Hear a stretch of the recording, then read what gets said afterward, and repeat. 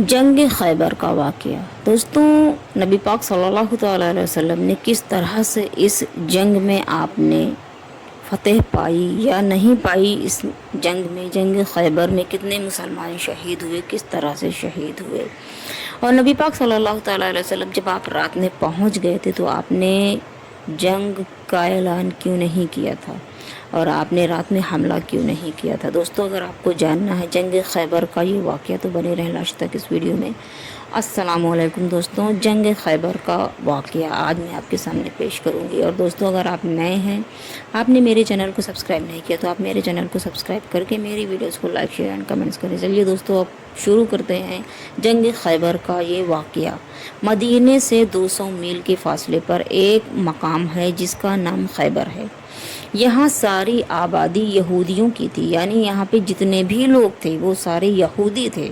انہوں نے اپنی حفاظت کے لیے یہاں بڑے بڑے مضبوط قلعے بنا رکھے تھے، یعنی وہ لوگ اپنی حفاظت کے لیے جہاں پہ رہتے تھے انہوں نے بہت بڑے بڑے مضبوط قلعے بنائے ہوئے تھے۔ حضور نبی کریم صلی اللہ تعالیٰ علیہ وسلم کو حدیبیہ کے سفر سے واپس آئے ابھی تھوڑے ہی دن ہوئے تھے کہ اطلاع ملی، یعنی کہ نبی پاک صلی اللہ تعالیٰ علیہ وسلم کو اس بات کی اطلاع ملی کہ یہودی مدینے پر حملے کی تیاریاں کر رہے ہیں۔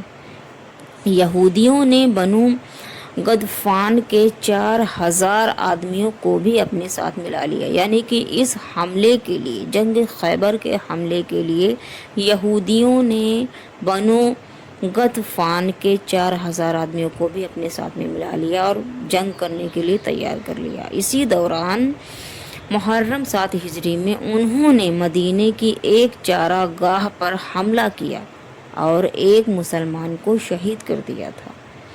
اب مسلمانوں کے صبر کا پیمانہ لبریز ہو چکا تھا، یعنی کہ حد سے زیادہ ہو چکا تھا اور وہ غصے میں پریشان ہو گئے اور برداشت نہیں کر سکے، اس لیے انہوں نے خیبر پر حملے کا اعلان کر دیا۔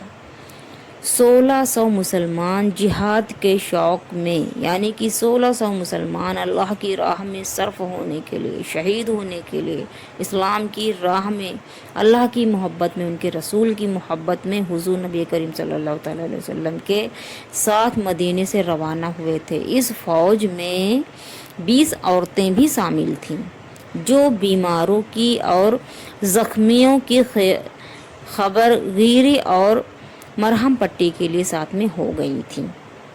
حضور نبی کریم صلی اللہ تعالیٰ علیہ وسلم نے رات کے وقت خیبر کے قلعے کے سامنے آپ پہنچ گئے تھے، یعنی کہ نبی پاک صلی اللہ تعالیٰ علیہ وسلم رات کے وقت ہی خیبر کے قلعے کے سامنے آپ پہنچ گئے تھے، مگر آپ صلی اللہ تعالیٰ علیہ وسلم نے، آپ اگر چاہتے تو جب پہنچے تھے رات کے وقت تو رات کی تاریکی میں ہی یہودیوں پر حملہ کر دیتے، لیکن آپ نے ایسا نہیں کیا۔ نبی پاک صلی اللہ تعالیٰ علیہ وسلم نے ایسا نہیں کیا، آپ پہنچے پھر بھی آپ نے رات کے وقت حملہ نہیں کیا اور حکم دیا نبی پاک نے کہ صبح کا انتظار کیا جائے۔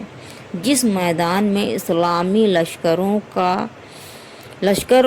رکا تھا، یعنی جس میدان میں مسلمان رکے تھے وہ خیبر اور غطفان والوں کے درمیان تھا، یعنی کہ خیبر اور غطفان کے درمیان یہ جگہ تھی جہاں پہ مسلمان اور نبی پاک صلی اللہ تعالیٰ علیہ وسلم ٹھہرے ہوئے تھے۔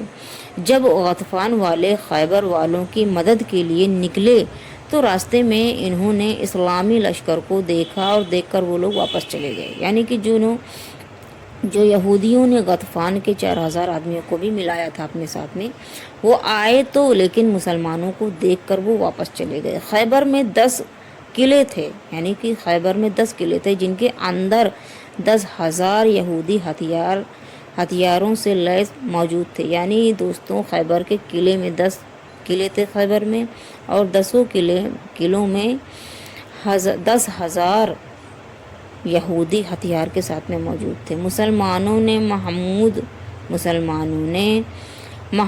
بن مسلمہ کی کمان میں پہلے نعم نامی قلعے پر حملہ کیا مگر کامیابی نہ ہوئی۔ اس کوشش میں 5 روز گزر گئے، یعنی کہ مسلمانوں نے جب محمود بن مسلمہ کی کمان میں पहले नाम नामी पर किले पर जब हमला किया तो इसमें इनको कामयाबी नहीं मिली और इस जंग को फतेह करने की कोशिश में 5 रोज़ गुजर चुके थे दोस्तों। छठे रोज़ महमूद बिन मुसलमा गर्मी की शिद्दत से बचने किले, यानी कि जब आपको ज़्यादा गर्मी लगी, गर्मी की शिद्दत हुई तो आप बचने के लिए किले की दीवार के पास गए ताकि थोड़ी देर आप आराम कर लें। लेकिन एक यहूदी कनाना ताक में पहले से ही वहाँ पे बैठा था, मौजूद था, जो कि पहले से इंतज़ार कर रहा था कि वो आए और वो हमला करें।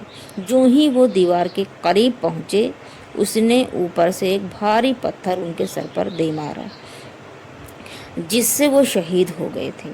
उनकी शहादत के बाद उनके भाई मोहम्मद बिन मुसलमा कमांडर बने। वो भी शाम तक बड़ी बहादुरी से लड़ते रहे, लेकिन किला फतेह नहीं हुआ था। रात को हुजूर नबी करीम सल्लल्लाहु अलैहि वसल्लम ने फरमाया कि कल मैं झंडा उस शख्स को दूंगा जिससे अल्लाह और उसका रसूल दोनों मोहब्बत करते हैं और जिसके हाथ पर अल्लाह ताला फतेह अता फरमाएगा। यानी कि दोस्तों, अब इसके आगे क्या हुआ ये आपको मैं कल के वाक़ई वीडियो में लास्ट पार्ट में मैं आपको बयान करूँगी और इंशाअल्लाह ताला आपको पसंद आएगा ज़रूर। और अगर आपने अभी तक मेरे चैनल को सब्सक्राइब नहीं किया तो आप मेरे चैनल को सब्सक्राइब कर लें। और दोस्तों, मेरी वीडियो को भी कभी भी कोई वीडियो में गलत लेकर नहीं आती हूँ, सब कुरान और हदीस की रोशनी में होती हैं। और दोस्तों, मिलते हैं कल के नेक्स्ट पार्ट में, जो कि आपको इस जंग का, यानी कि जंग खैबर का अंजाम पता चलेगा कि इसमें मुसलमानों ने फतेहाबी हासिल की या नहीं की, और नबी पाक सल्लल्लाहु अलैहि वसल्लम ने किस शख्स के लिए ऐलान किया था कि कल मैं झंडा उस शख्स को दूंगा जिस पर अल्लाह और उसके रसूल दोनों मोहब्बत करते हैं, जिससे और जिसके हाथ में अल्लाह ताला ने फ़तेह अता फरमाया है। दोस्तों, अगर आपको जानना है तो कल के वीडियो को ज़रूर सुनें आप, और आपको मैं बताऊंगी कैसे क्या हुआ, जंग खैबर का अंजाम क्या हुआ। दोस्तों, मिलते हैं कल के नेक्स्ट पार्ट में। अल्लाह हाफिज़।